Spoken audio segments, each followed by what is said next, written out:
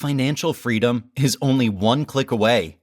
Most people don't know where to start when it comes to investing and are afraid of losing their money. You finally found the audiobook that will walk you through everything you need to know about investing. Hello, this is Greg Marty, and you are listening to Investing for Beginners 2024. How to achieve financial freedom and grow your wealth through real estate, the stock market, cryptocurrency, index funds, rental property, options trading, and more. Provided to you by United Audiobooks.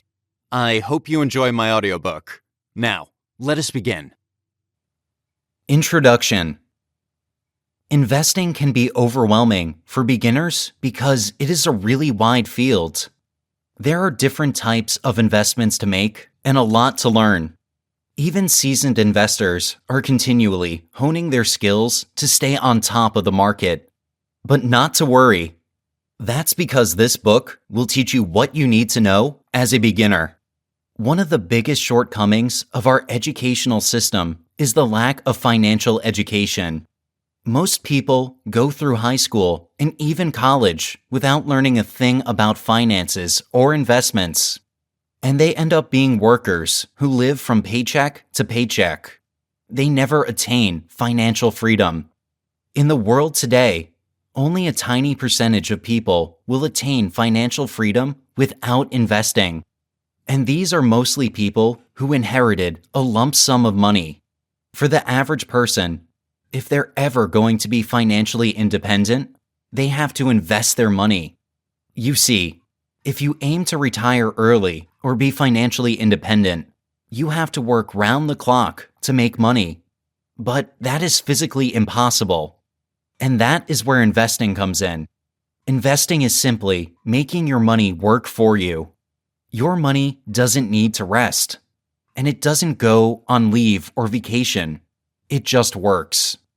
And oftentimes, it earns more than you do in your everyday job. So, I'm sure that by now, we have established the fact that investing is the path to financial freedom.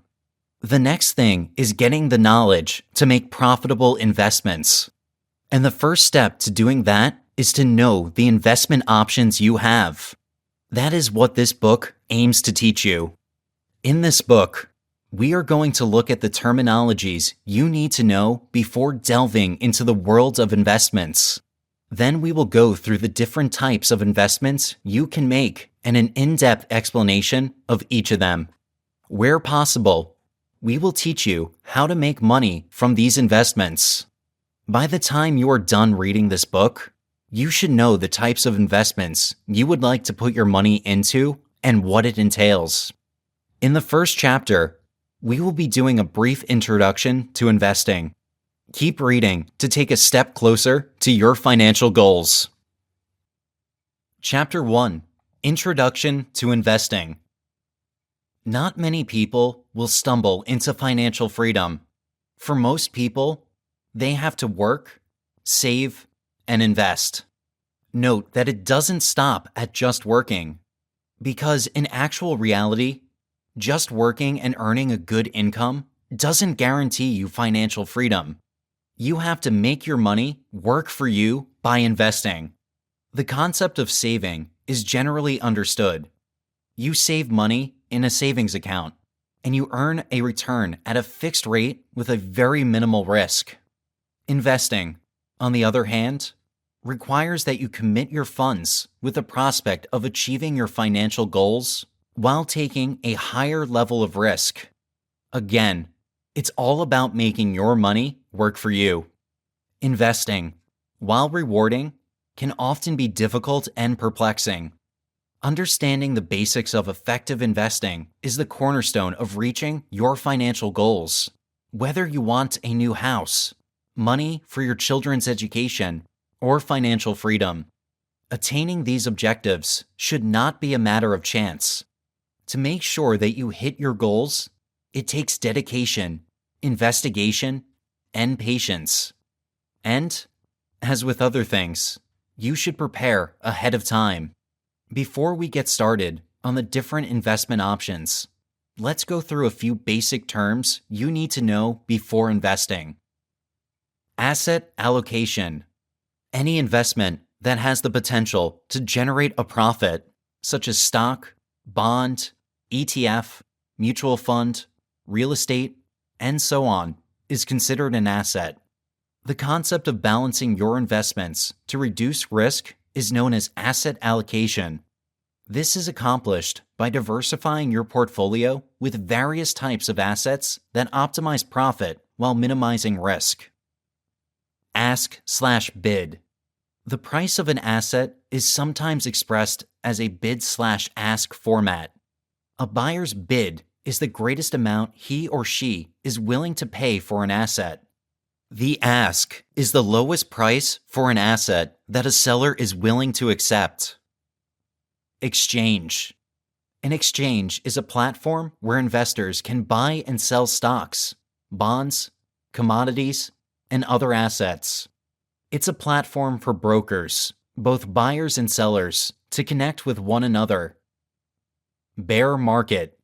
The term bear market refers to a market that is dropping or moving lower. This can happen during a recession or a public crisis, and it can endure for weeks or even years. You're referred to as a bear if you believe the market will fall. This term can also be used to describe individual equities that you predict will fall in value, in which case you would be bearish on that stock. Bull market. The term bull market refers to a market that is rising or going higher. You are referred to as a bull if you believe the market will rise. You would be bullish about a stock if you believe it will rise in value. Capital gain/loss. A profit or return on investment is referred to as a capital gain. For instance, if you purchased a stock for $500 and subsequently sold it for $900, you would have made a $400 profit. A capital loss is the same way. If you bought a stock for $500 and sold it for $200, your capital loss is $300. Dividend. A dividend is when a company pays a portion of its earnings to its shareholders. Dividends may be handed out as a one-time payment on a regular basis, e.g., every month, quarter, half year, or not at all, depending on the firm. EBIT/EBITDA. EBIT, earning before interest and taxes, and EBITDA, earning before interest, taxes, depreciation, and amortization are two often used measurements that represent a company's profits, excluding certain costs. The figures are said to represent the firm's core earnings. Index. An index is a metric that evaluates the performance of a group of assets, such as stocks, bonds, and other financial instruments. The NASDAQ 100, NASDAQ Composite, S&P 500, and Dow Jones Industrial Average are some of the most well-known indices. Market capitalization. The market capitalization of a corporation is the total worth of all its outstanding shares. The market cap of a corporation is derived by multiplying its current share price by the number of outstanding shares. Margin. You must pick between a cash and a margin account when opening a brokerage account to invest. The term margin refers to the practice of investing with borrowed funds. The broker will provide the credit, and your entire account will be used as collateral. The expectation is that you will be able to earn a larger return with the borrowed money than the broker's margin loan interest rate, resulting in a personal benefit for the investor. P/E, price to earnings ratio. A P/E ratio is a valuation statistic that determines a company's value in relation to its earnings, usually expressed per share. If a company's stock is trading at $100 per share and earnings are estimated to be $4 per share, the P/E ratio is 25. Shares, often known as stocks or shares of stock, are a piece of a company's equity that can be purchased. The value of a share is determined by how the company's equity was divided into units. The owner of shares is entitled to a portion of the company's profits or gain in stock price. This also applies to a decrease in stock price, as the value of the share will decrease as well. Short selling. Shorting a stock entails borrowing shares of stock and selling them at their current price with the promise of returning the shares to the lender at a later date. The hope is that the stock price will decline, allowing you to repurchase the shares and return them to your lender, profiting on the difference between where you sold and where you acquired them.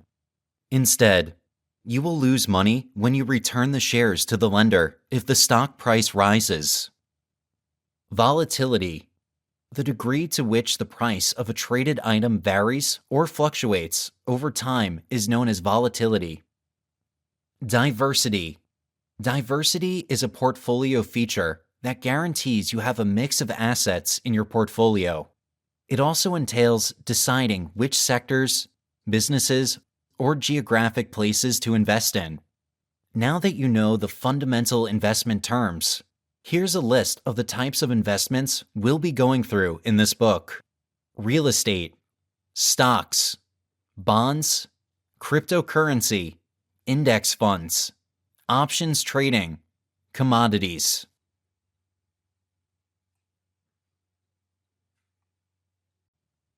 Chapter 2. Real estate. Real estate investing refers to the acquisition of a property as an investment to create income. Instead of acquiring properties as a primary residence or for personal use, you instead buy them as a source of income. In real estate investing, properties move from being a liability to being an asset. Purchasing and owning real estate can be a highly rewarding and profitable investment. Real estate consists of a variety of properties that can be categorized according to their intended use. Let's look at some of them. Commercial real estate. A complex of properties or office buildings is divided into several tiny pieces. These are rented out or utilized to operate a variety of companies. As a result, they're referred to as commercial real estate. Residential real estate. Residential real estate includes single-family homes, duplexes, triplexes, townhouses, bungalows, and other structures used for residential purposes. It may be a newly built home or one that the owner intends to resell. Industrial real estate. Industrial real estate refers to large-scale properties used to construct factories, manufacturing units, warehouses, distribution centers, and other similar structures. Land. Any undeveloped land that can be used for ranching or farming. Retail space. Individual units or numerous units used as showrooms, restaurants, shopping malls, retail stores, and so on. Fix and flip properties.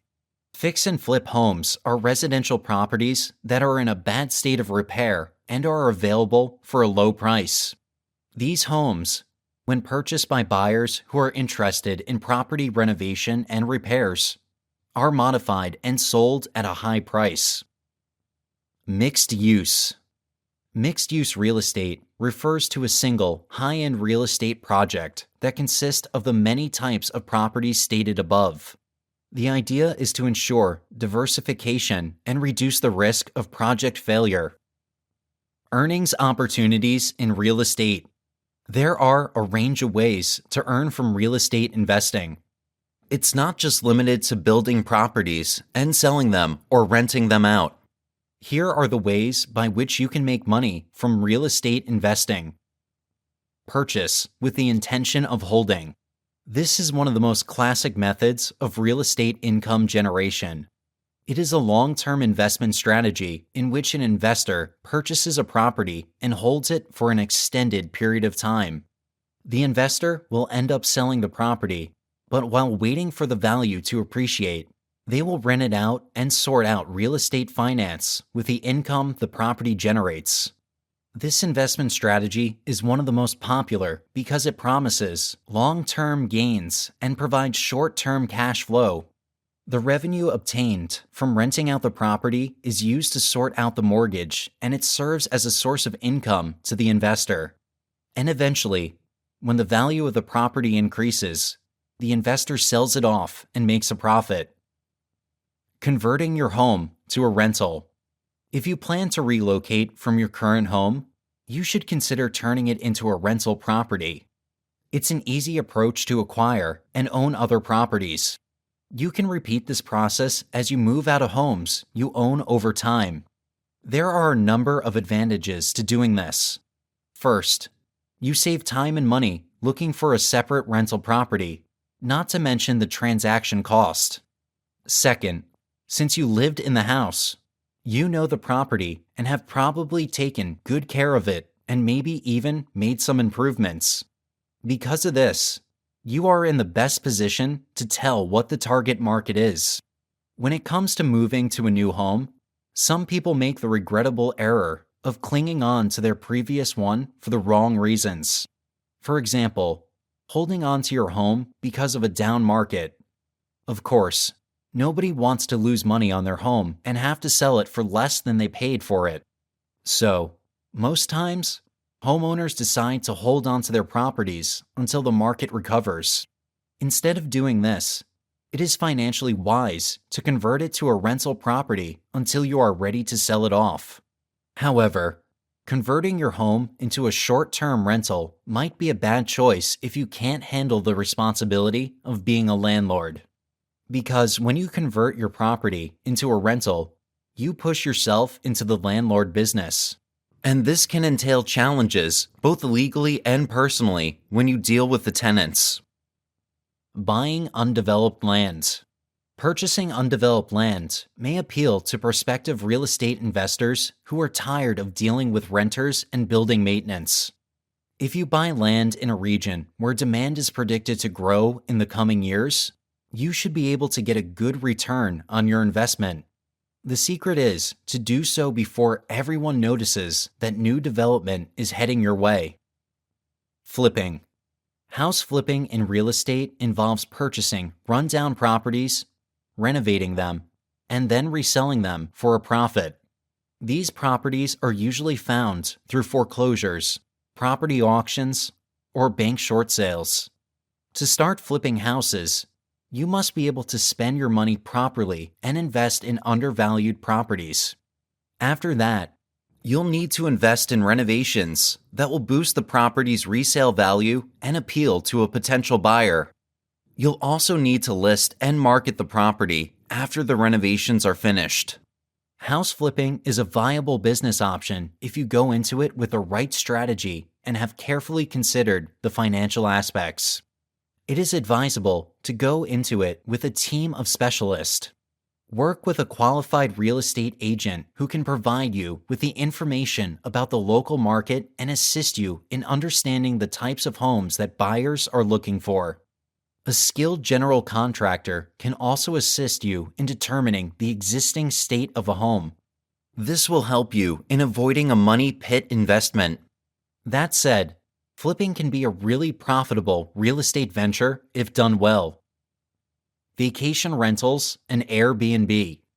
In recent years, the need for home-away-from-home rentals has exploded, as many vacationers prefer this alternative to booking a hotel. Homeowners can make money by renting out a room or even a complete house for a short period of time, particularly if the home is in a popular tourist region. However, don't forget that short-term rentals are regulated, if not outright prohibited, in some cities. Before listing a house on a service like Airbnb, check your city's regulations. If you're planning to buy a vacation rental property, here are the steps to take before making the purchase. Carry out some research. A property's location is the first and most important thing to consider because it is a factor that cannot be changed. So, the first thing to do is to select not only a city, but also a region that will be favorable. Pay specific attention to weather, proximity to certain amenities, demand, and a variety of other criteria. It is also important that the rental property should be in a nice, accessible, and appealing location in order to attract guests. Perform a thorough market analysis. Once you've narrowed down your choice of location, it is important to dig deeper into the market and the level of demand. Keep in mind that demand for vacation rentals differs from demand for residential rentals. Consider whether you would want to vacation in this location yourself. Consider practical factors, such as what types of attractions are nearby and how their popularity peaks and ebbs throughout the year. Then examine whether there is sufficient constant demand for the vacation rental venture to be considered long-term. Examining the vacation patterns and types of property that are influencing a certain location should be treated seriously. Estimate your future income and expenses.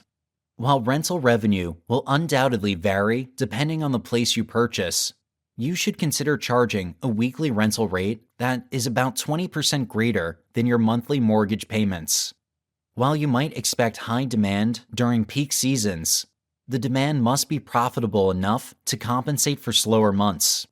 Furthermore, you must account for various extra costs, such as condo fees, HOA fees, routine maintenance, and so on.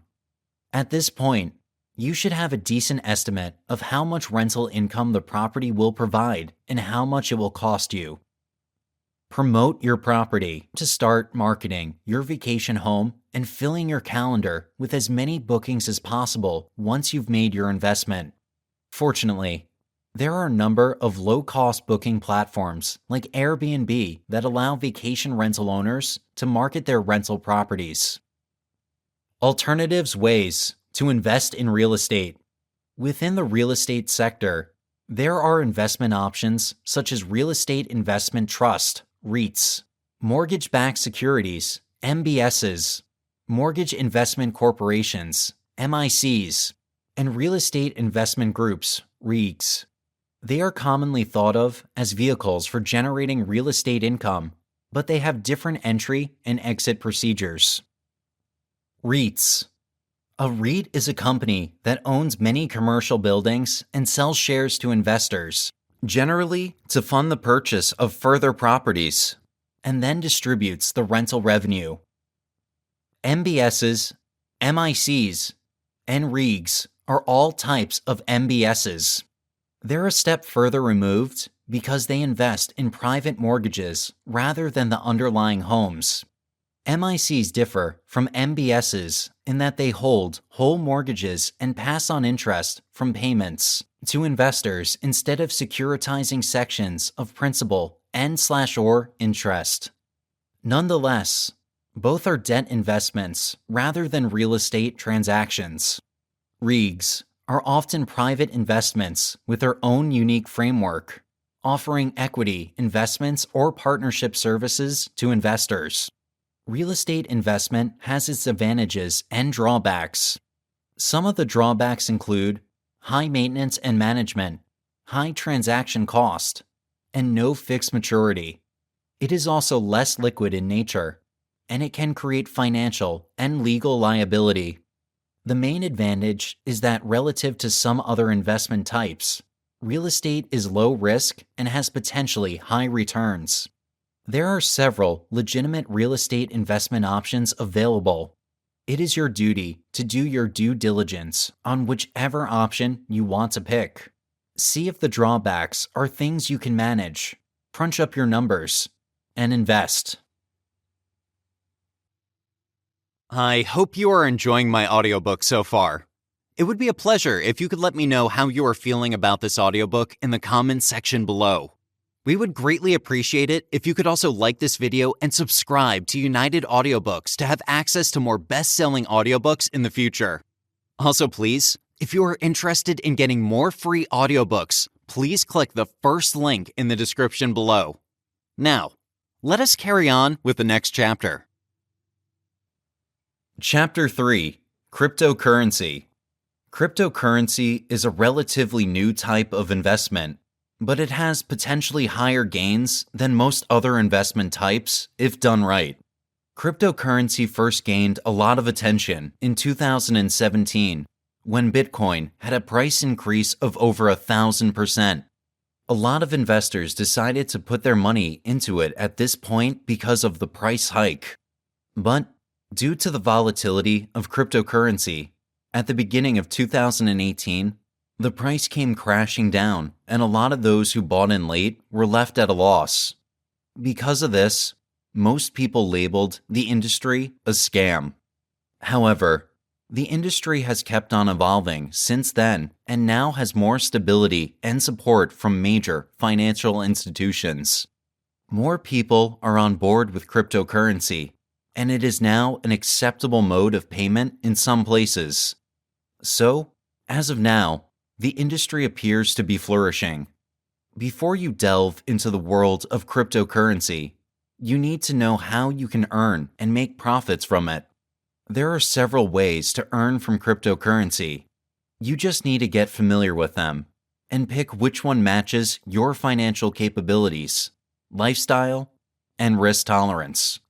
You can earn from cryptocurrency through the following means: participating in ICO, long-term investing, trading, mining, reselling cryptocurrency. Let's take an in-depth look at each one of these. Participating in ICO. ICO is short for Initial Coin Offering. It is similar to the initial public offering for stocks. The main aim is to raise money to fund a project.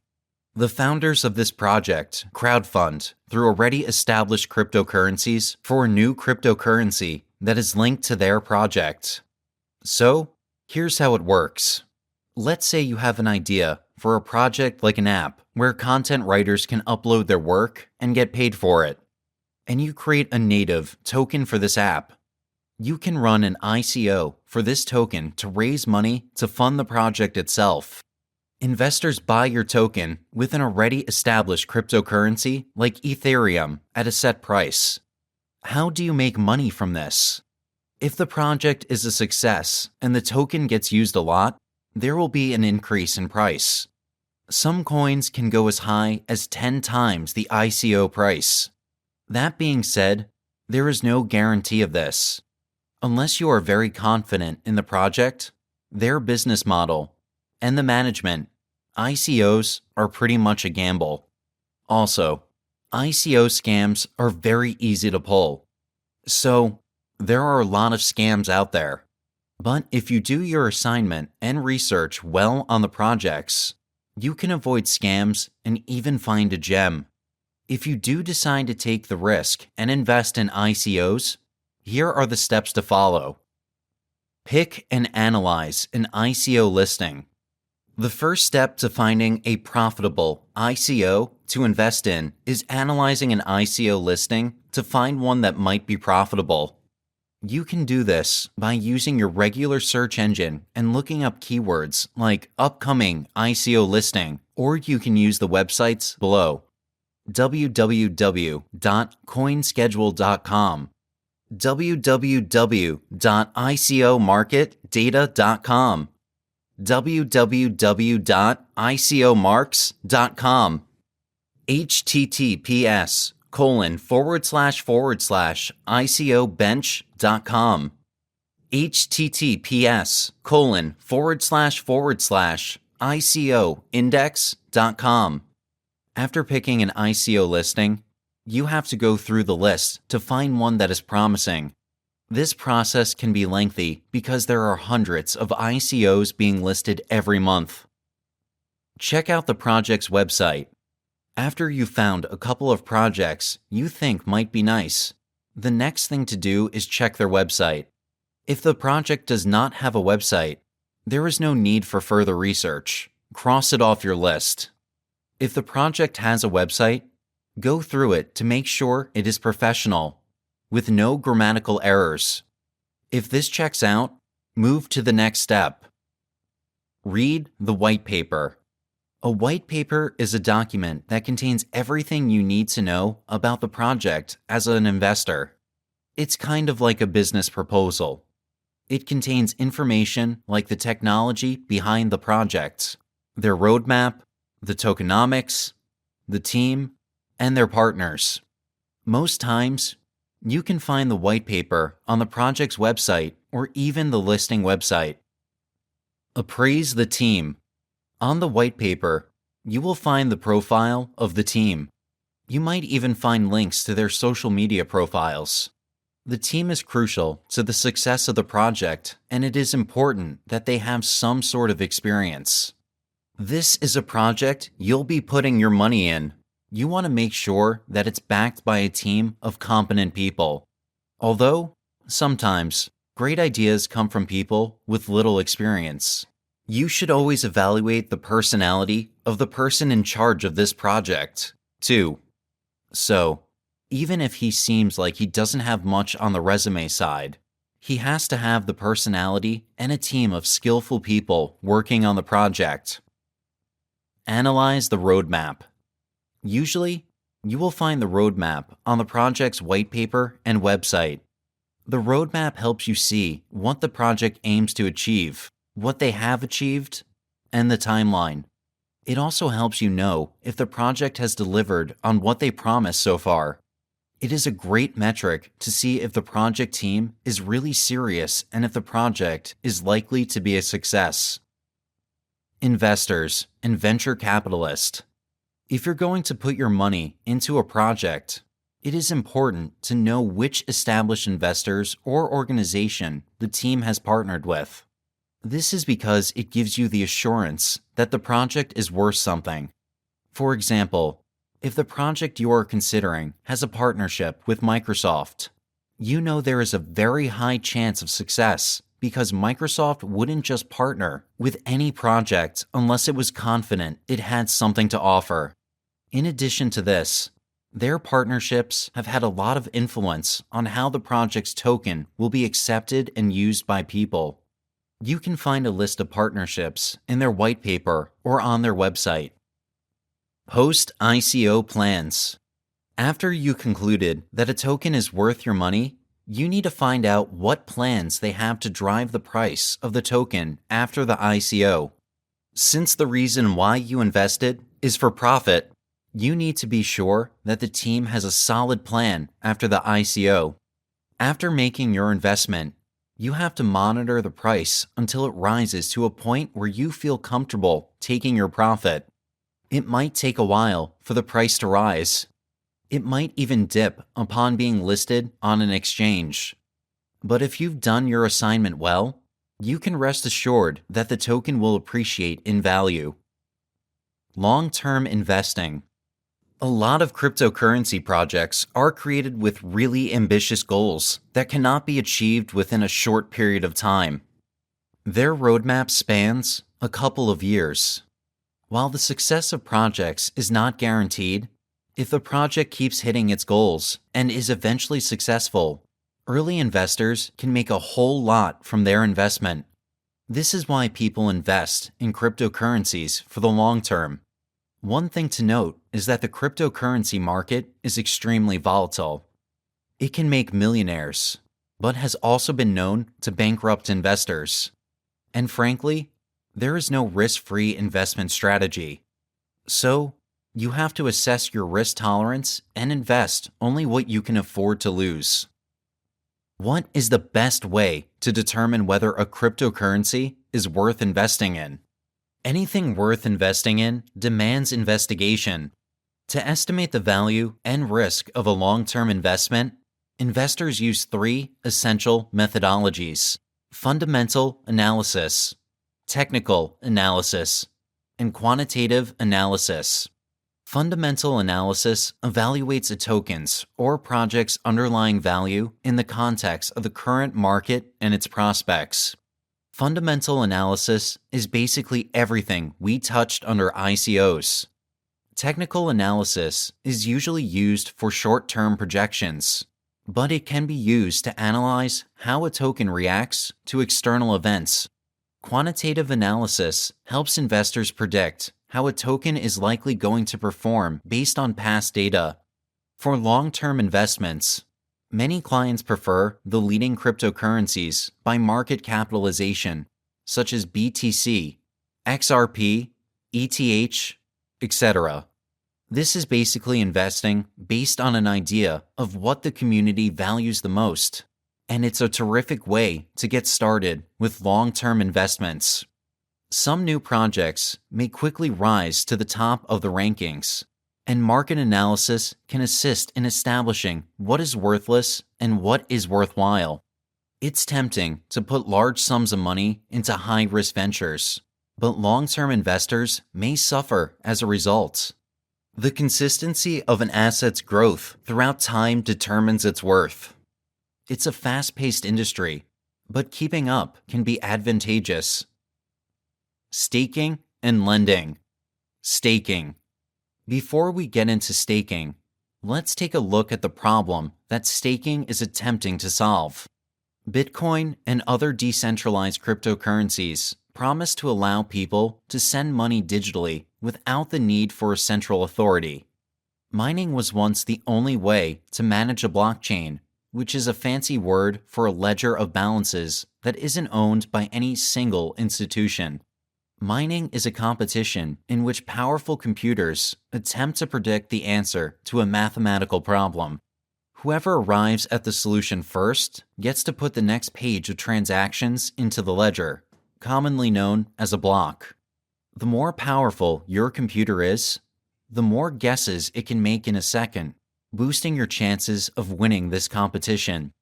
It is exceedingly unlikely that any single person or organization will establish a monopoly over updating the ledger due to the principles of probability. That is how decentralization is preserved.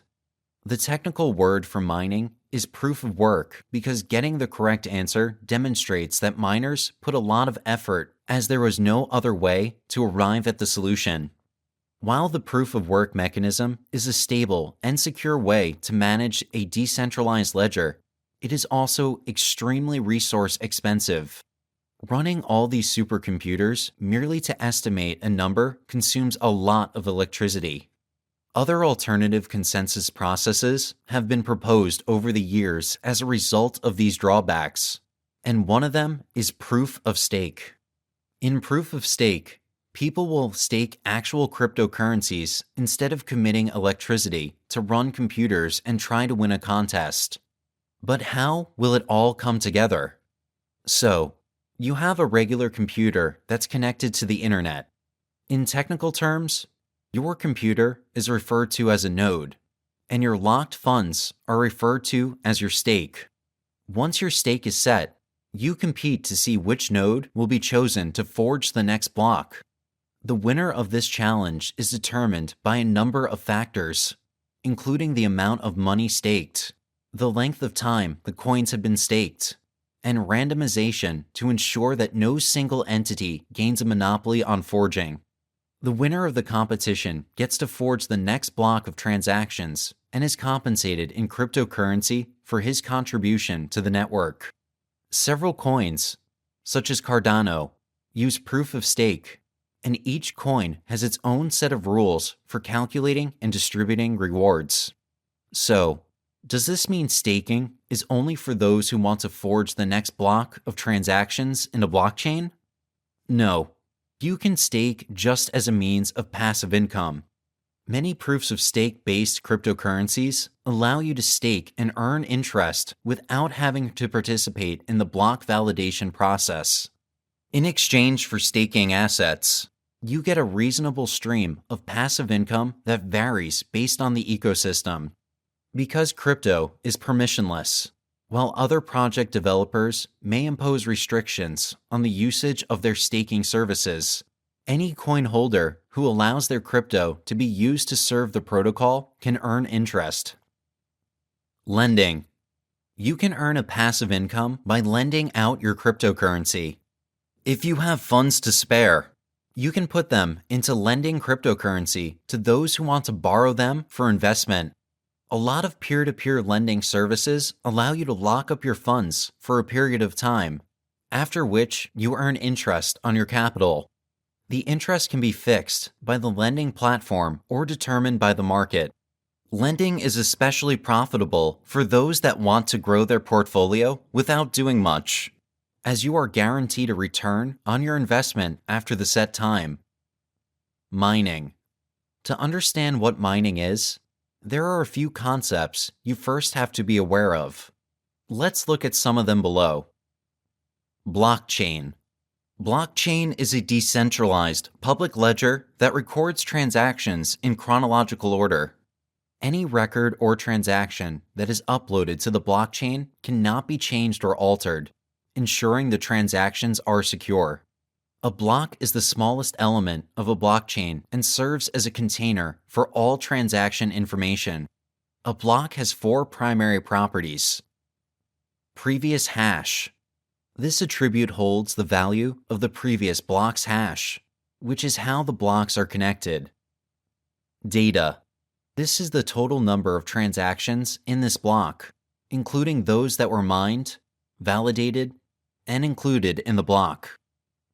Nonce. The nonce is a random value used to alter the output of the hash value in a proof-of-work consensus method. The nonce is the parameter that is used to generate the hash value that every block is meant to generate. The process of transaction verification in the blockchain is known as proof of work. Hash.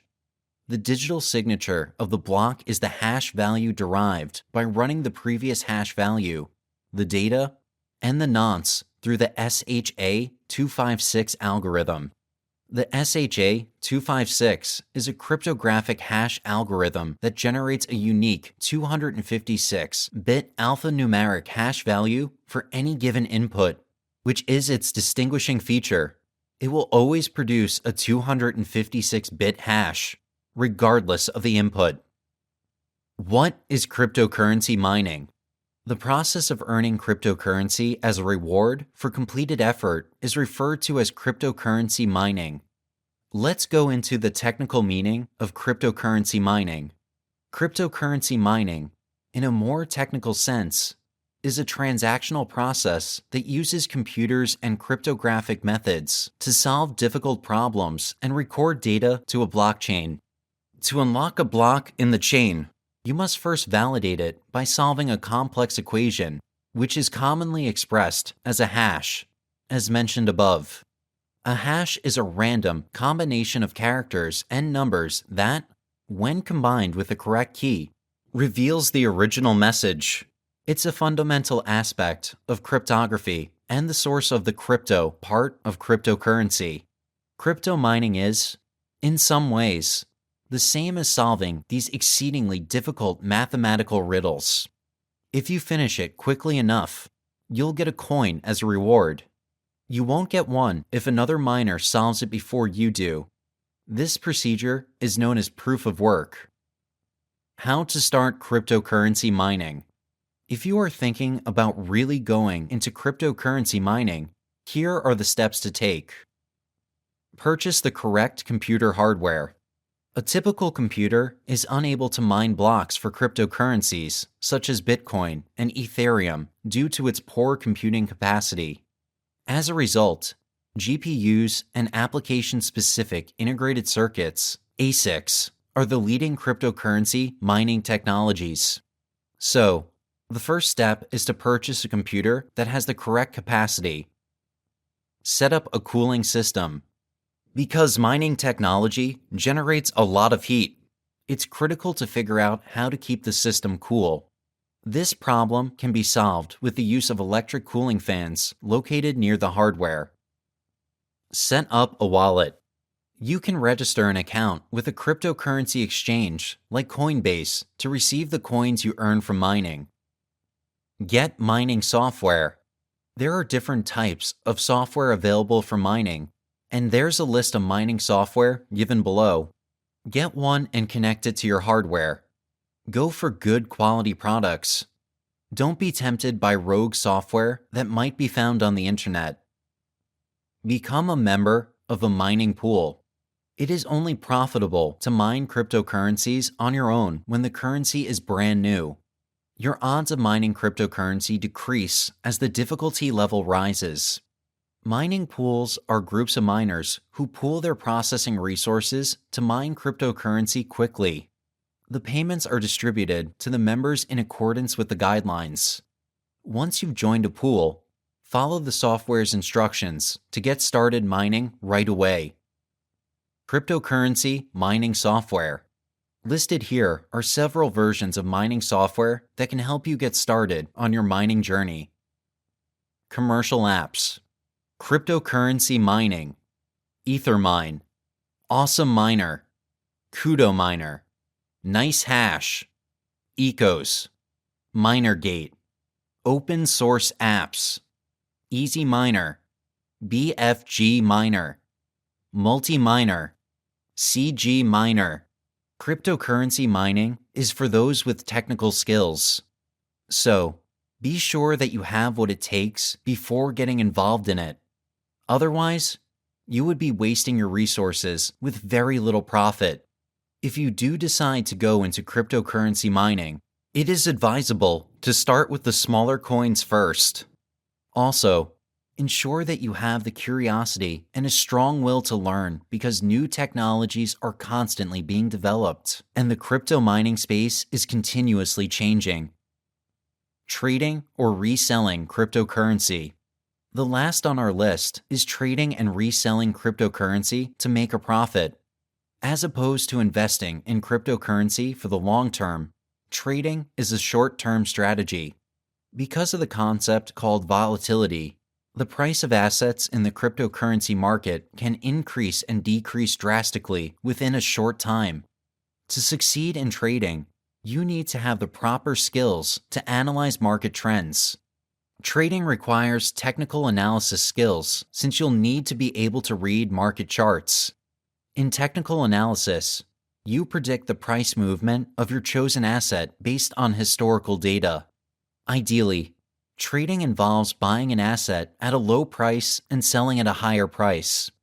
This might not give you a lot of profit, depending on what position you take, but in the long run, with consistency, your compounded profit can be a lot. Here are the steps to trading cryptocurrency. Create a cryptocurrency brokerage account. If you don't already have one, you will need to open an account with a cryptocurrency brokerage like Coinbase. Pick a brokerage that offers a lot of tokens and has a simple user interface. To create an account, you'll need to provide your personal information. Fund your account. To get started, you need to fund your account on whichever platform you have chosen. Most brokerages offer funding through wire transfer and debit card. Pick an asset to trade. For a lot of traders, they invest their funds in more predictable cryptocurrencies like Bitcoin and Ethereum because the price movement is more predictable than other coins. However, the profit from trading these coins might be smaller compared to smaller altcoins. Some traders invest in smaller altcoins because they offer more upside potential. Even though they are way more risky, they offer potentially high profits, as some of them can rise in price by about 1,000% in months. Choose a trading strategy. This is where your skill is extremely important. For most seasoned traders, they already have trading strategies that work for them. There is a range of trading strategies to pick from, but you have to master these strategies to be able to apply them. Since most readers of this book are beginners, you might want to pick up a cryptocurrency trading course to learn all about trading strategies and technical analysis. The cryptocurrency market is wide, and there are a lot of earning opportunities that investors can take advantage of. You just need to access your risk tolerance level and find which earning method you can make money from. It is also important to have a reasonable amount of knowledge about whatever investment path you decide to take because the cryptocurrency market is volatile, and you can lose your money very fast.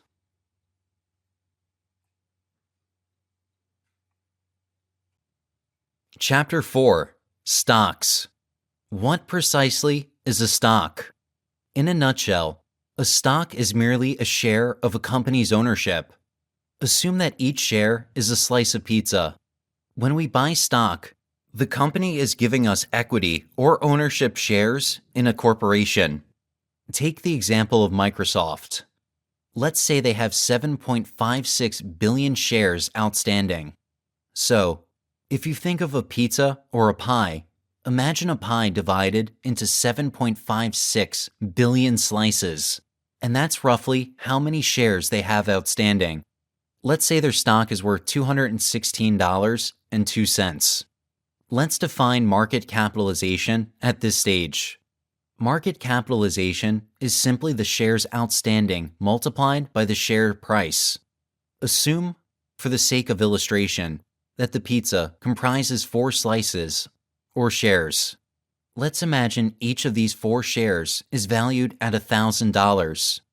So, if each share is worth $1,000 and you own 4 shares of this corporation, their market capitalization is $4,000. Now that we know what market capitalization is, all we have to do is multiply 7.56 billion by the current share price of Microsoft, which is $216.02.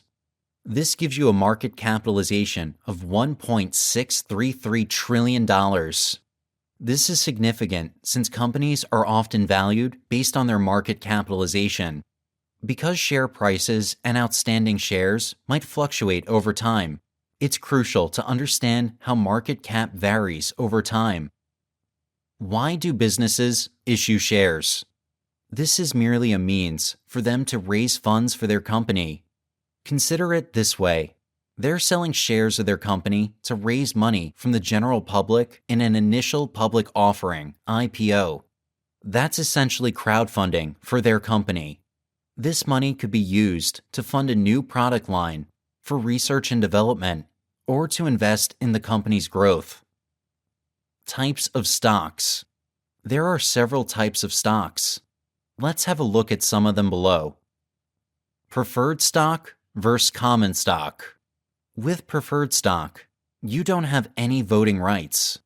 With common stock, you do, but in the event of a liquidation, you'll be the last to be paid.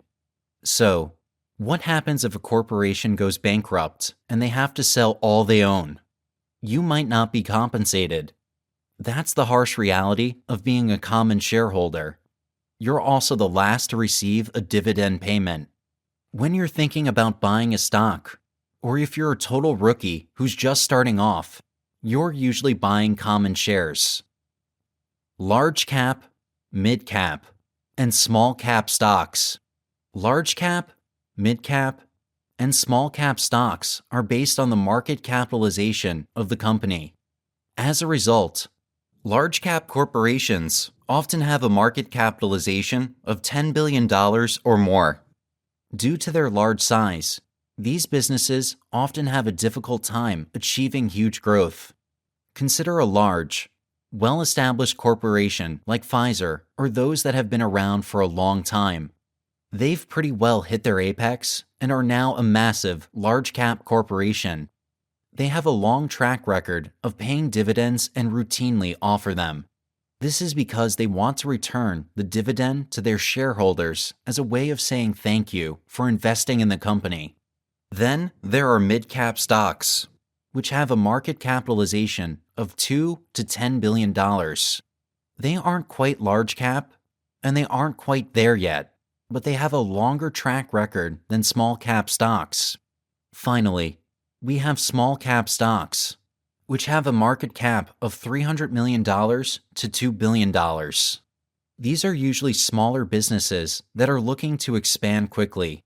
They are frequently riskier and don't pay out dividends. This is due to the fact that they are still in the early stages of their business. They may have a track record up until the IPO, but it is possible that they will fail.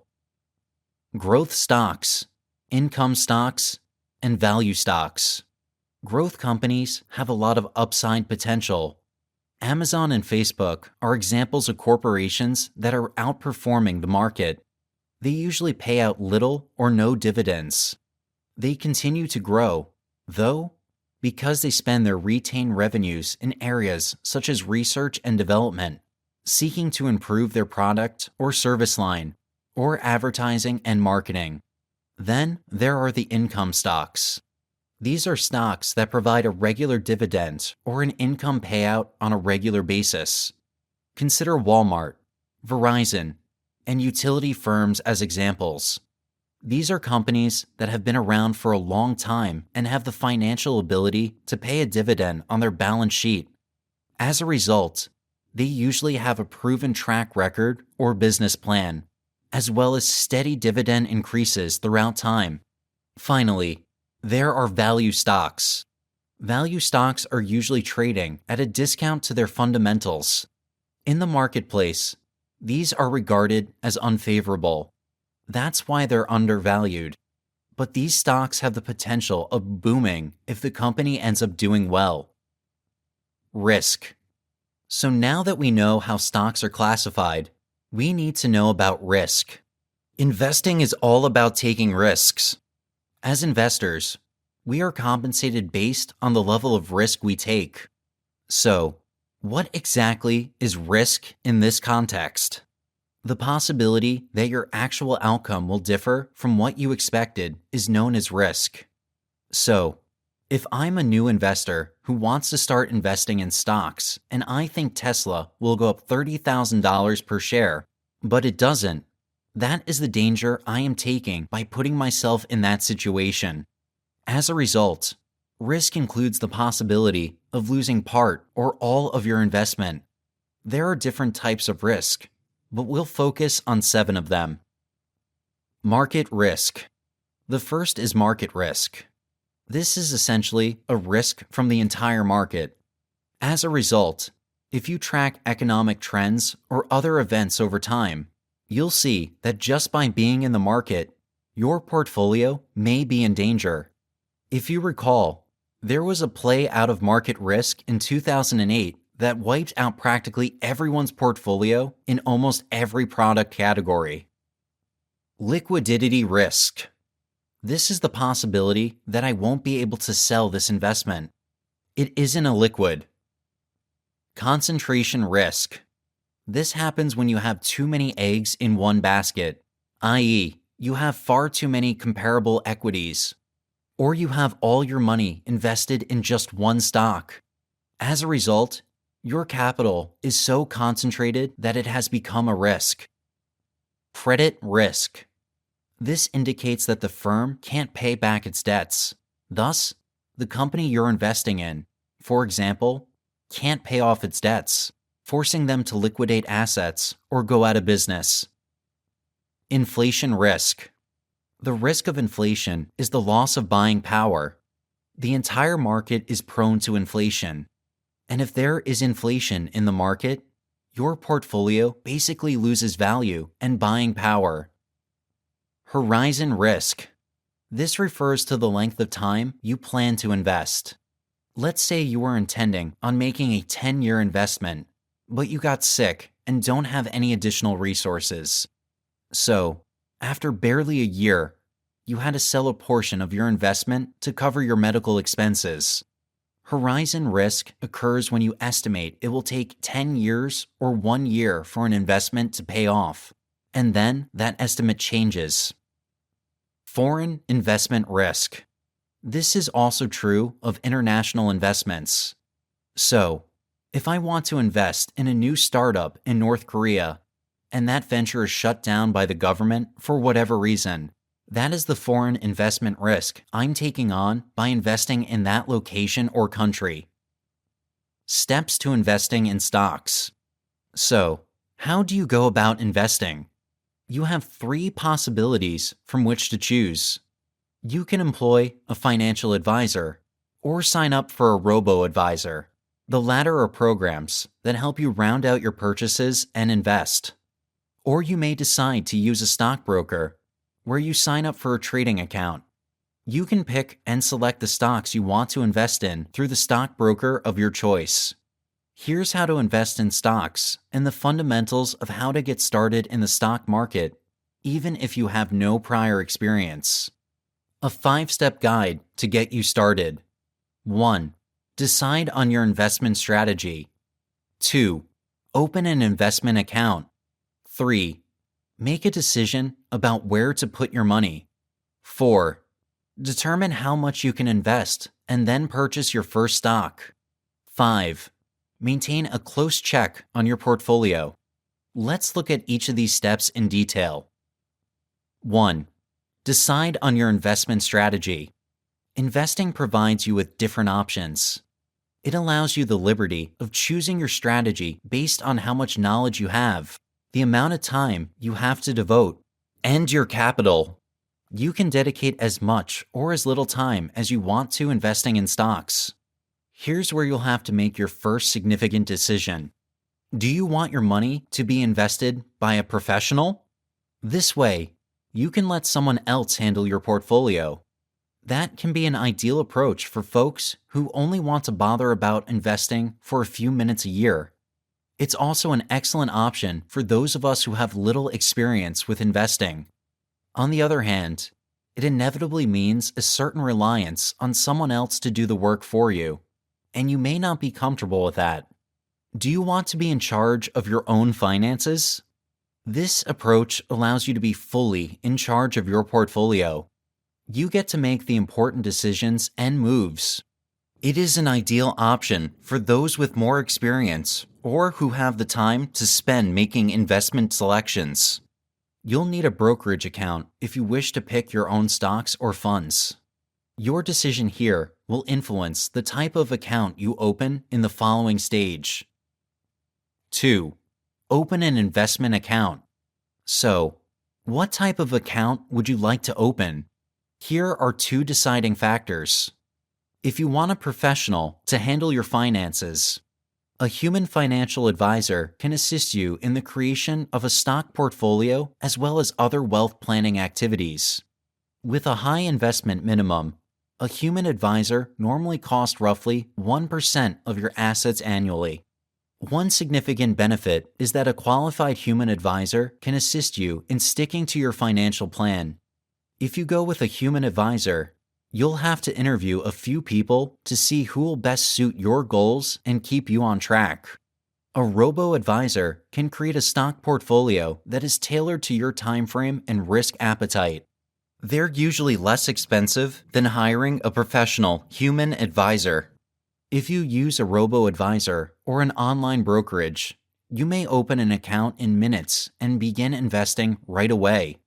If you want to be in charge of your own finances, you can buy stock and a variety of other products through an online broker, including bonds, exchange-traded funds, ETFs, mutual funds, options, and more. The finest brokers offer no-fee stock commissions, as well as free instruction and research, so you can swiftly improve your game. 3. Make a decision about where to put your money.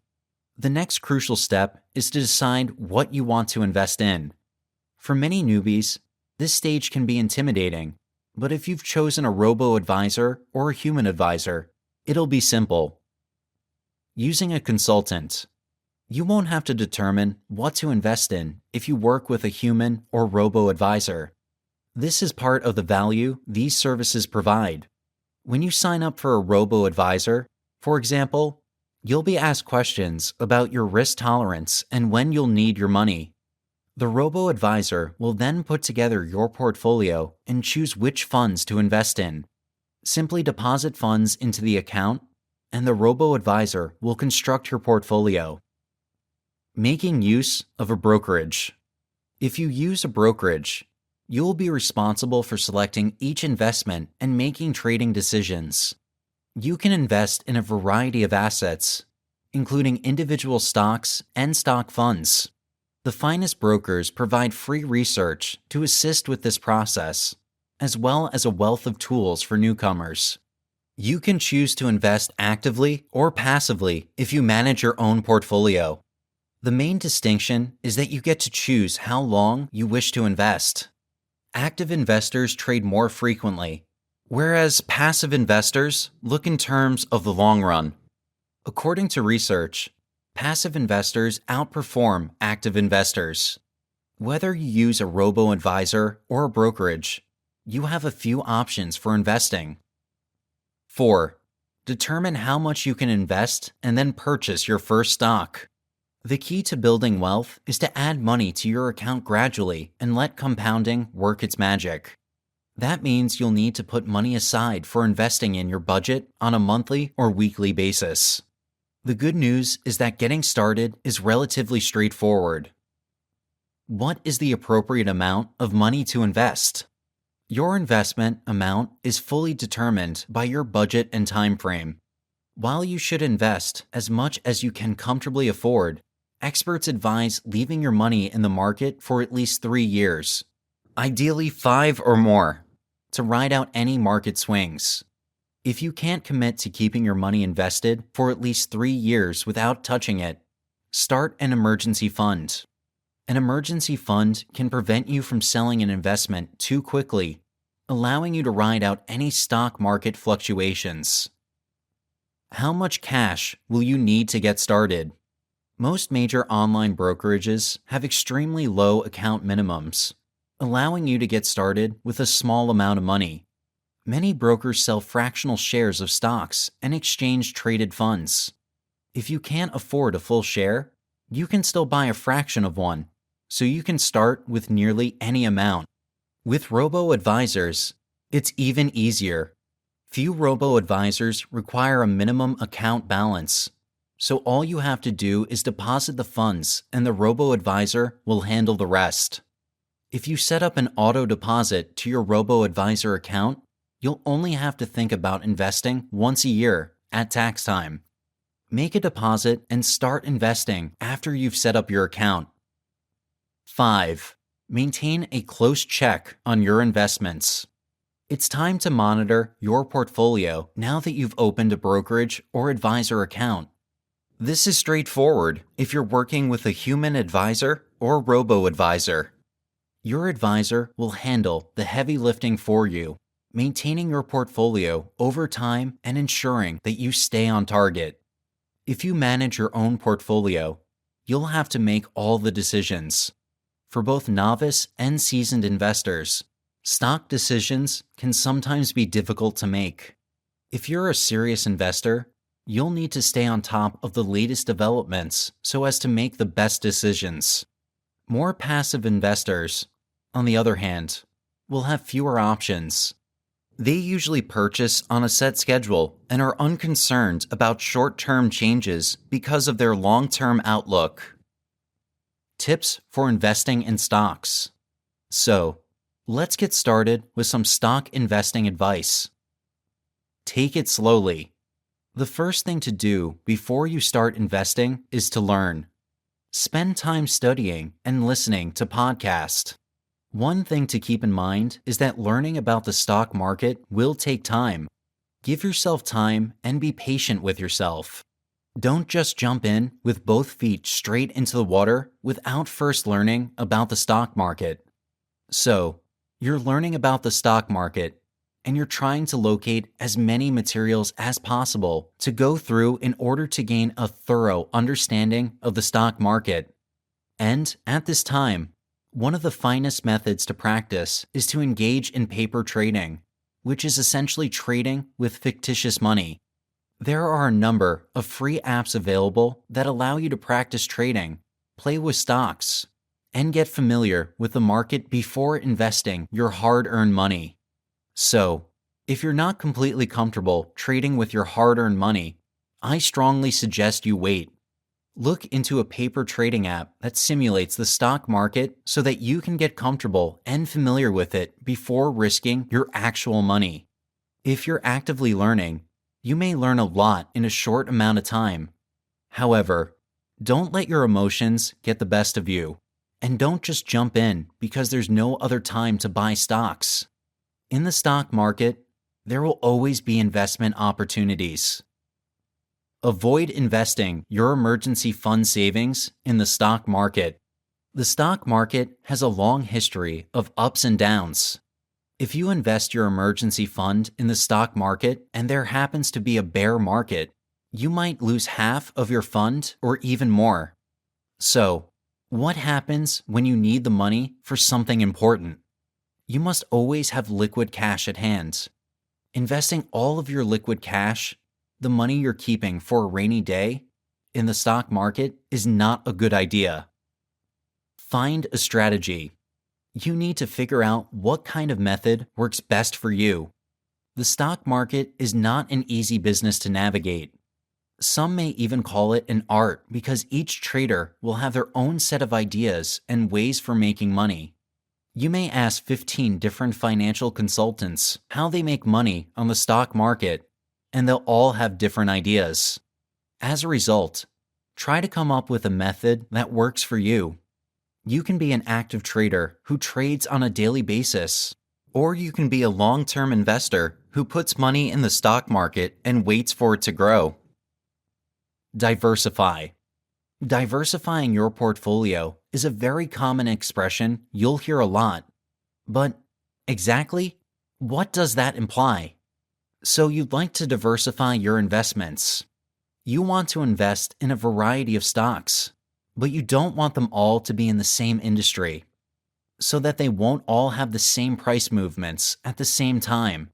If all your stocks are in the same sector, if there is a general bear market in that sector, all your stocks will go down. Having a balanced portfolio in which some of your stocks are up while others are down is a fantastic strategy to be safe. That's an excellent approach to diversify your portfolio by not putting all your eggs in one basket. Invest in what you know. It's a lot easier to put your money in a sector you are knowledgeable in, so you can forecast when the stock will go up or down because you're already invested in that sector or company. You're probably already aware of what's going on with the company's development. Let's say you're a Tesla fan. You may be aware that certain advancements and technological advancements in Tesla are on the horizon. So, you can buy Tesla because you believe that in the next few years, those stocks will be worth a lot more than they are now. It is easier to make more accurate predictions with a company you already keep up with. Like the cryptocurrency market, the stock market also has its own risk. You need to know exactly what you're doing if you want to invest in stocks, especially trading.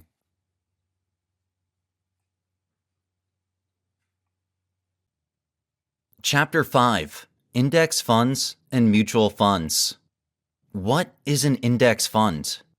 An index fund is just a collection of stocks that are designed to represent the stock market as a whole or a certain sector of the stock market, with the most well-known equities representing the relevant geographies. So, instead of investing in a single company, you can put your money into a fund. To make things easier, here's an example. The FTSE 100 is certainly one you've heard of, and it refers to the top 100 companies listed on the London Stock Exchange, with the top 100 meaning the companies with the biggest market capitalization. The S&P 500 are the largest 500 companies by market cap in the United States, not including all those in the FTSE 100. Advantages of index fund. Unlike a mutual fund, a machine manages your funds. As a result, the cost of investing in an index fund are much lower. For example, if you invest in index funds that give you exposure to the S&P 500, which represents the largest 500 companies in the stock market, and a company falls out of the S&P 500, your fees are significantly reduced because your computer automatically kicks that company out of your index fund and replaces it with a new one. Because index funds aren't actively traded throughout the day, you're buying the price of an index fund at the previous day's closing when you buy one. So you don't get to see real-time prices the way you can with mutual funds. But you do get diversification because you're investing in a basket of stocks rather than a single firm. You don't have to handle your money as a passive investor because your investments are managed for you by a computer. Disadvantages of index funds. One of the most significant disadvantages of an index fund is the restriction on how frequently you may purchase and sell it. Second, many index funds have a minimum investment. This means that if you don't have enough money, you might not be able to get into one. How to buy index funds. Index funds can be purchased through your brokerage account or directly from index fund providers like BlackRock or Vanguard. Here are 3 of the top companies to buy the best index funds from: Vanguard Investments, Fidelity Investments, Charles Schwab. What is a mutual fund? A mutual fund is a type of investment vehicle in which a fund manager actively manages the investments. Now you'll have a funds manager who will invest your money in various companies on your behalf. Because you're paying for a funds manager to actively manage your money, mutual funds have higher fees. And this fee must be paid on your assets every year, whether you make or lose money. Advantages of mutual fund. One of the most important advantages of a mutual fund is the ability to diversify your investments. You're not just buying one stock, you're buying a basket of them.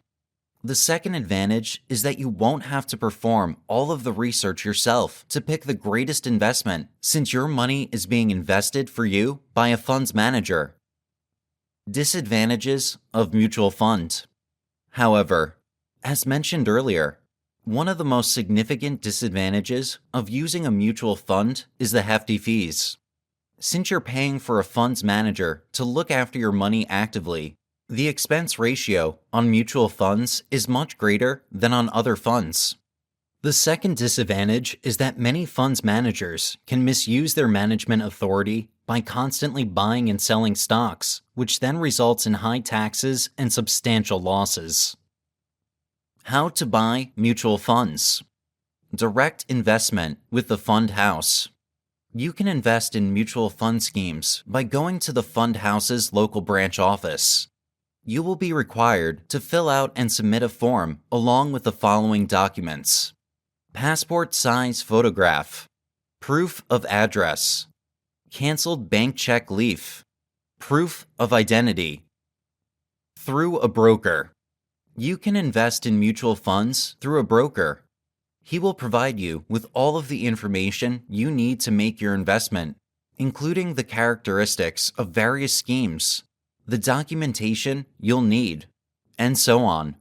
He'll also offer professional advice on what to put your money in. All of these come with a charge that will be deducted from your total investment. Via the official website. Investing in mutual funds through the internet is now available from most fund firms. All you need to do is fill out the required information on the website and submit it. Most investors prefer the online procedure of investing in mutual funds since it is fast and convenient. Using an app. Many fund companies provide users the option of investing via a mobile app that may be downloaded to their device. Investors will be able to use the app to invest in mutual fund schemes, purchase and sell units, view account statements, and look up additional information about their portfolios.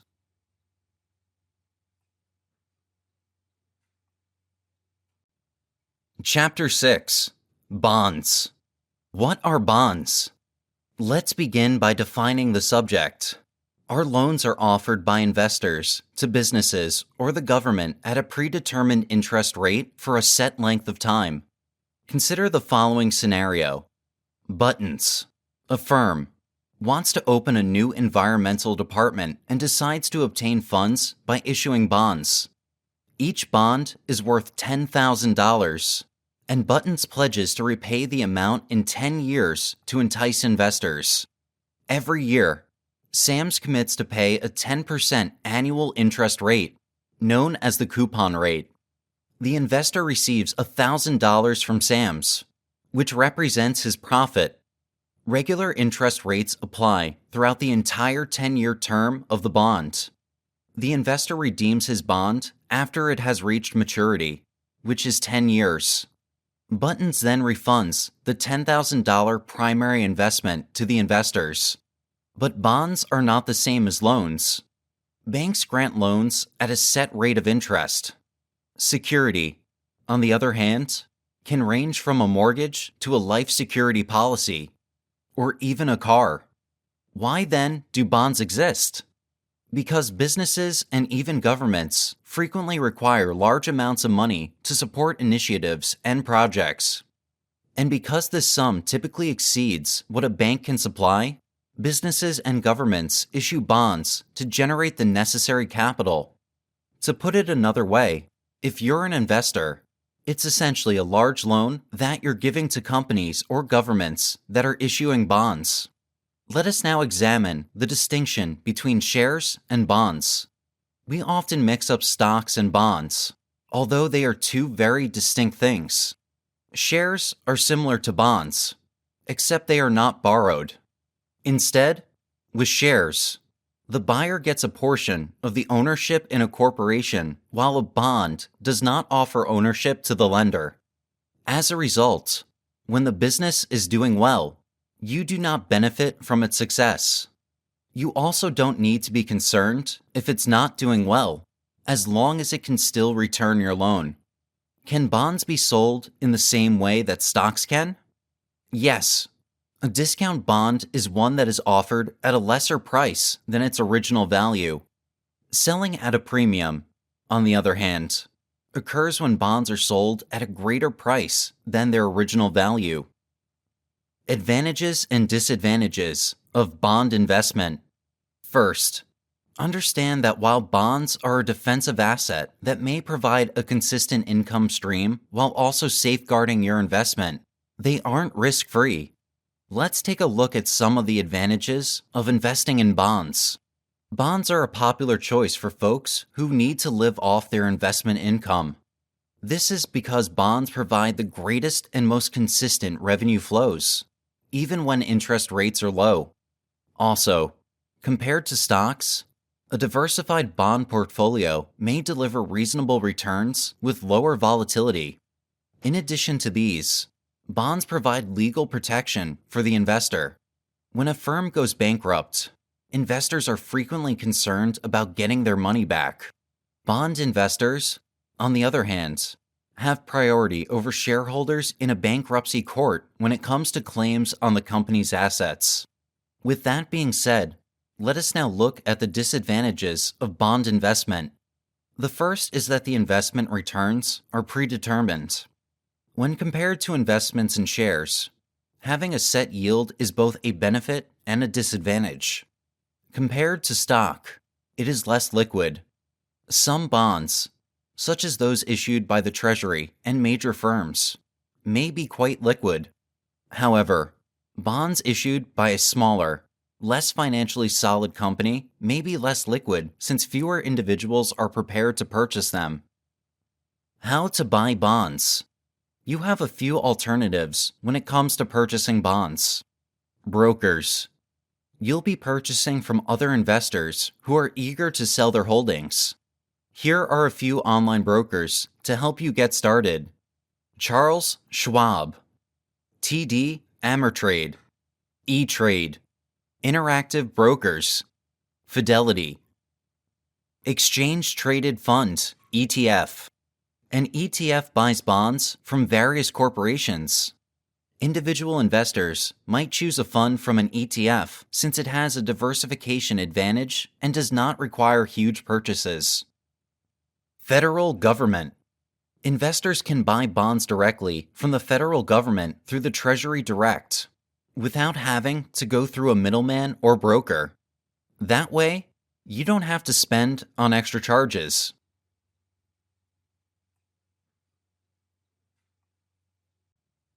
Chapter 7. Options Trading. What is options trading? Trading options is an alternate means for investors to invest in the performance of a security, such as a stock or an exchange-traded fund, ETF. An investor tries to profit from a security's upward rise while merely investing a portion of what it would cost to buy the security outright. Take, for example, a stock that is currently priced at $200. If you bought a share and it increased in value by $10, you would make a 5% profit. With the correct option contract, you can profit from a similar increase in the stock price while only paying a tiny premium that is substantially less than the cost of holding the stock. How does options trading work? When you buy an option contract, you're not buying the security itself, unlike when you buy a stock.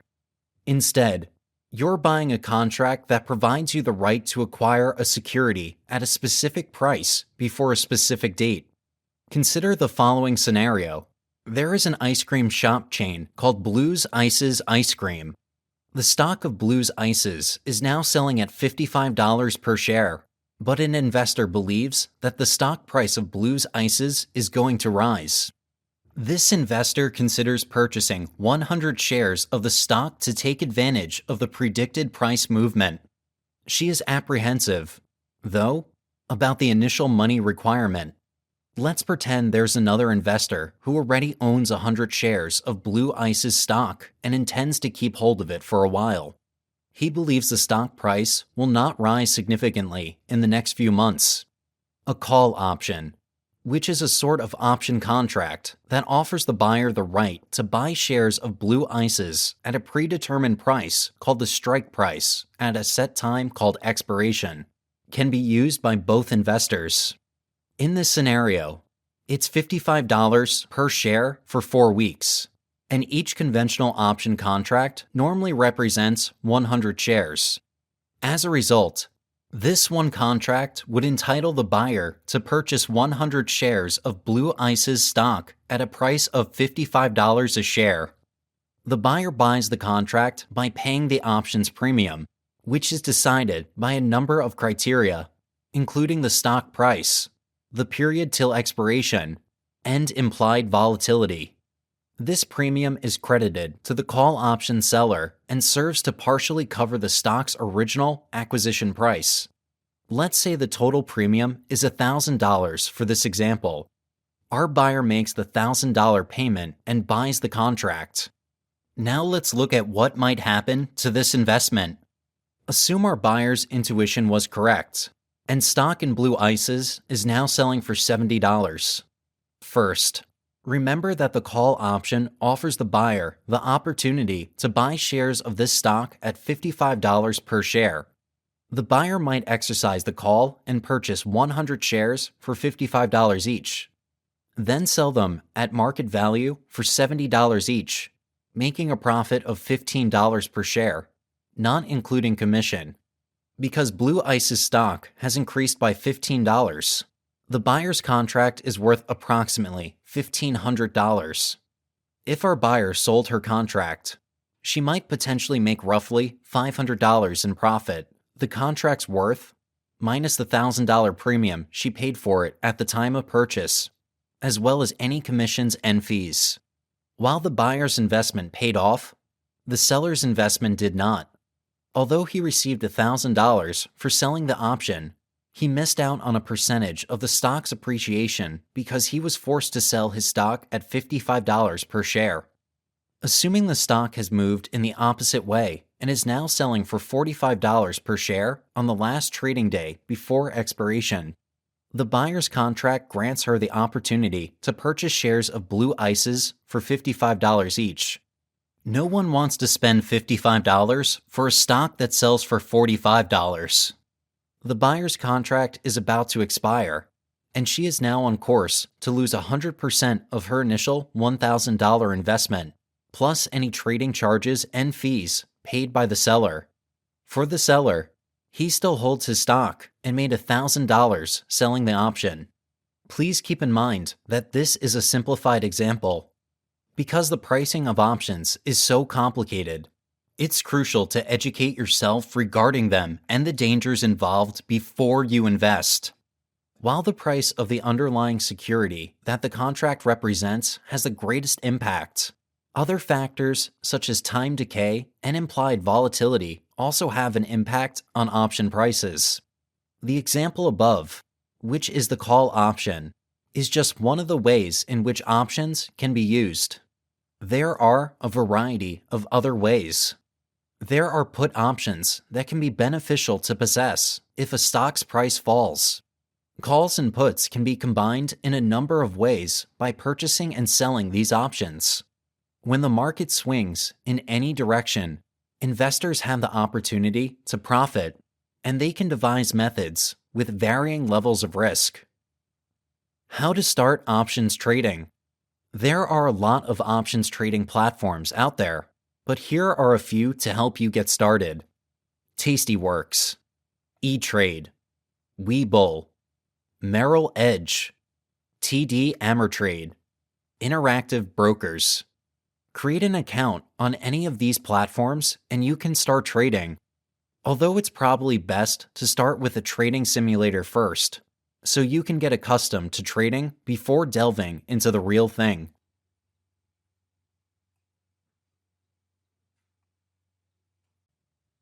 Chapter 8: Tips for Investing. The number one investment that you can make is in yourself. According to Warren Buffett, investing in yourself is your most important investment and should be your first step. And by yourself, I mean investing in your knowledge, developing your skills, your confidence, your beliefs, learning about finances, learning about business, and acquiring the different skills that can add value to you. And the truth is that if you can invest in yourself, that's what's going to bring you the highest return out of anything else. By investing in yourself, you're going to be able to learn the skills and habits that can help you make more money and better decisions in your life. Pay yourself first. Now, the first and most important thing is to pay yourself first. You need money that you can put aside to save or invest. And if you can't take a percentage of what you make and put that aside, then there's no hope for you to be able to grow your network and be in a position to make more money. And so, whatever amount of money that you're making right now, you have to make a decision, which is that you're going to take a percentage of what you make, and you're going to put it in a savings account or an investment account. As a rule of thumb, you should aim at saving about 10% of your income for investments. If you feel like you can't afford to save any money because you're living paycheck to paycheck, maybe it's time to create a budget and stick to it. Have an emergency fund. Another thing you should do is make sure you have an emergency savings account. This is critical. If you don't have it, you might end up in serious trouble. Typically, you should have at least 3 to 6 months of savings, depending on your expenses. So, if your monthly expenses are $2,000, you'll need to set away at least $6,000 to $12,000 in case of an emergency. If anything happens to your job or business, you should be able to fend for yourself and your family for at least 3 months. Learn the game first. A lot of people make the grievous mistake of going into investments without properly learning about it. This is the fastest way to lose your money. If you want to go into investment types that require a lot of technical know-how, then you must invest money and time to learn properly. Say, for example, you want to invest in cryptocurrency, but you don't even understand how the market works. Your money might end up vanishing into thin air. So, one of the first things to do before putting your money into any investment scheme is to take your time to gain knowledge about it. Take courses, read books, join communities, and even acquire a mentor. Have a steady source of income. You can't invest from nothing. You need to have a source of income before you even consider investing. The progression should be earn, save, invest. You can't save if you don't have a source of income. And if that's the case, you shouldn't even be thinking of investing. Even if you get a lump sum and you decide to invest it thinking you'll live off the revenue from your investment, most times, it might take a while before you start getting a steady income from your investments. How, then? Do you survive in the meantime? Put your money into something you understand. Don't put your money into something when you have absolutely no idea how it works. I know this one appears to be self-evident, and you would think that everyone would comprehend it. But no, it's not common sense because it's still done all the time. People invest in something because someone told them it was a good idea, or they read an article that indicated it was going to be successful. I'm not implying that you must be a full-fledged authority in the industry, but at least you need to have some idea of how things work. What has been the past performance of that particular investment? What is the commission rate on that investment at your brokerage? How do they generate money, as well as the level of volatility you might expect? It's as straightforward as that. If you can't answer those questions and explain why your money is best suited for the investment, then don't make it. But here's the thing. Figuring out where your money is invested isn't all that tough. And, for the most part, a fast YouTube or Google search will tell you pretty much all you need to know. Spending an hour researching whether or not it is the best option for you is always worthwhile. Just 1 hour of your time can help you better manage your expectations and save you thousands, tens of thousands, or even hundreds of thousands of dollars. Investment always comes with risks. The third point to consider is that when it comes to investing, individuals often overlook the fact that everything you do involves some level of risk. There isn't a single investment that doesn't come with some level of risk or the possibility of you losing money. Even if it's only a fraction of a percent of the time. We may take the example of the S&P 500, which never has delivered a negative outcome in a 20-year holding period. And, while it's extremely probable that this will be the case in the future, it's not a given that it will. Even during a typical holding period, there will be some volatility along the way, and there may be times when you may not make any money at all. You can go another few months and then suddenly be negative, or you can go another few months and suddenly be positive. That's because even the safest investments are still a risk. So, don't expect anything to be certain, and always assume that whatever you undertake will include some level of hazard. And it's entirely up to you to feel at ease with this and to comprehend it. The more you prepare yourself so that your expectations are aligned with the realities of investing, and the more you understand this, the better you'll be as an investor and in risk management. When investing, think long-term. When it comes to investing, it's now more crucial than ever to consider the long term. The fact is that we have far less assurance about what will happen in the short-term future. Prices may fall, markets may behave erratically, and you may lose money as a result. However, generally speaking, the longer you invest, the less your odds of losing money are. This is due to the fact that the longer you invest, the higher your chances of surviving any downturns or price decreases and finally recovering. However, there are also other reasons why long-term investment is typically the best decision. The first is that it removes the emotional component of investment. For example, when you invest with the intention of retaining it for 10 or 20 years, you become less worried about day-to-day price variations than if you were only expecting to retain it for a few days, weeks, or months. Second, it's just so simple. It requires no thinking or effort on your part to simply not do anything. It's as simple as purchasing it once and then leaving it alone for decades.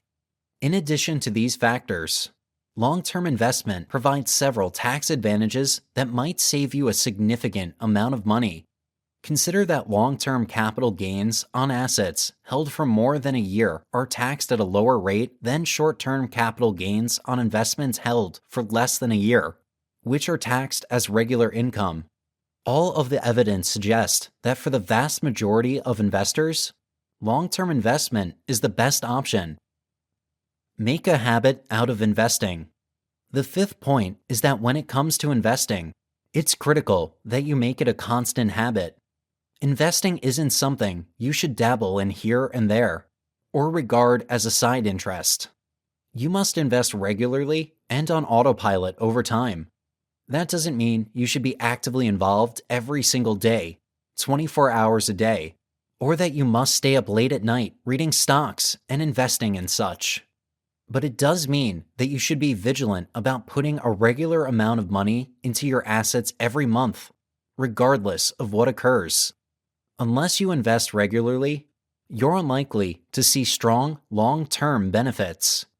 Just make it a point to make this a part of who you are and what you do. Again, you don't need to spend a lot of time on this, but you do need to put things up to run on autopilot, where you contribute a regular amount of money over time. Keep emotions out of investing. Don't get too worked up over your investments. In other words, don't take it personally. Getting overly emotional about your investments is likely going to overrule all of the facts, logic, and reason when it comes to investing, and you're more likely to make mistakes. When it comes to investing, emotions such as fear of missing out, fear of losing money, or fear of essentially anything are useless. And if you find yourself becoming emotional about your investments, it's either because you invested more money than you were comfortable with, or you didn't do enough study to truly understand what you were investing in. And it's obvious that when it comes to investing, the more rational the method you adopt, the more money you'll make. Diversify. I know you've heard this a lot. That's because it is important and it works. Invest in different things so that no matter the market condition, some of your investments will still rake in profits. Imagine only having cryptocurrency in your portfolio. If the cryptocurrency market is bearish, then your portfolio will nosedive. But if you have stocks, cryptocurrency, and index funds, there is a very low chance that they will all experience a bearish market at the same time. And this is why diversification is important in investing. Be wary of scammers and fads. It's thrilling to invest for the first time, but don't get caught up in the hype and end up falling for scammers. No investment is without danger. If you see an advertisement that claims an investment will guarantee big returns, avoid it. With the rise of social media, it has become very easy to scam people of their money. On nearly all social media platforms, you'll find scammers waiting to prey on unsuspecting victims. Usually, you get direct messages asking you to invest a certain amount and receive interest in a ridiculously short period of time. Some of these scammers ask you to give them your money to trade for you, assuring you that it is risk-free when, in actual reality, no investment can genuinely make that claim. As a general rule, if something appears to be too good to be true, it most likely is. No investment scheme will double your capital in 5 hours. There is no fast road to success in investing. It takes time and dedication.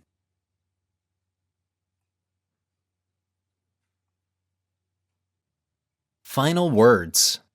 Now that you're aware of the different investment options you have and how to go about them, it is time to pick whichever one suits you. Double down and learn about it thoroughly, especially if you're going into investments like options trading. Basically, investments that require a level of technical know-how that wasn't covered in this book. Can you become a successful investor? Absolutely. You just need to put in the time and effort to learn what works and then diligently apply the knowledge you've gained. And once again, remember that you cannot work your way into financial freedom. You have to let your money work for you by investing. And when investing, be patient and don't fret. If you've done your assignment on your investment, no matter what the market does, do not panic and trust that you made the right decision. The only exception would be if you didn't do your due diligence on your investment. Finally, it's all about compounding your investment.